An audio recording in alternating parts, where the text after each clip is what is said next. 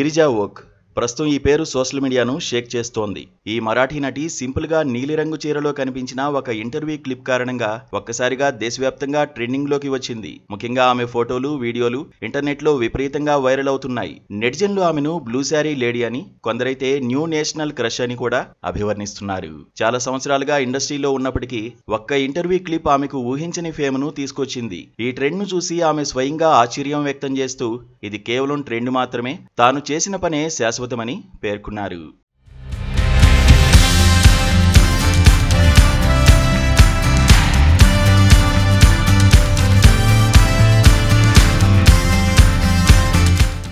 మహారాష్ట్రలోని నాగపూర్లో డిసెంబర్ 27, 1987న గిరిజ జన్మించారు. ప్రముఖ మరాఠీ నటుడు గిరీష్ ఓక్ కుమార్తె. ముంబైలోని Thakur college of science and commerce లో బయోటెక్నాలజీలో డిగ్రీ పూర్తి చేశారు.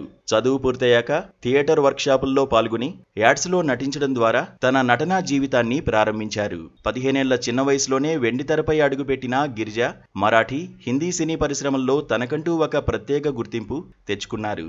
మరాఠీ నటుడు, నిర్మాత శ్రీరంగ్ గోడ్పోలే తనయుడు సుహృద్ గోడ్పోలేను 2011లో వివాహం చేసుకున్నారు.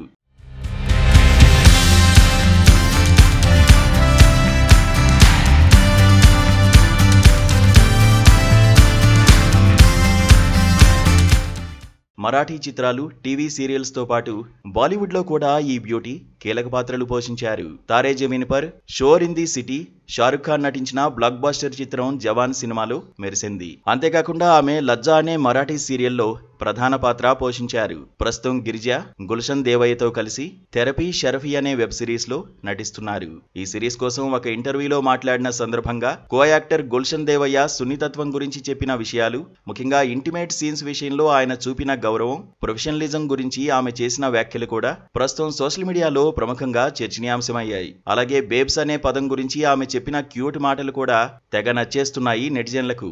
గత 4-5 రోజులుగా ఇండియన్ సోషల్ మీడియా అంతటా గిరిజనే ట్రెండింగ్ లో ఉంది.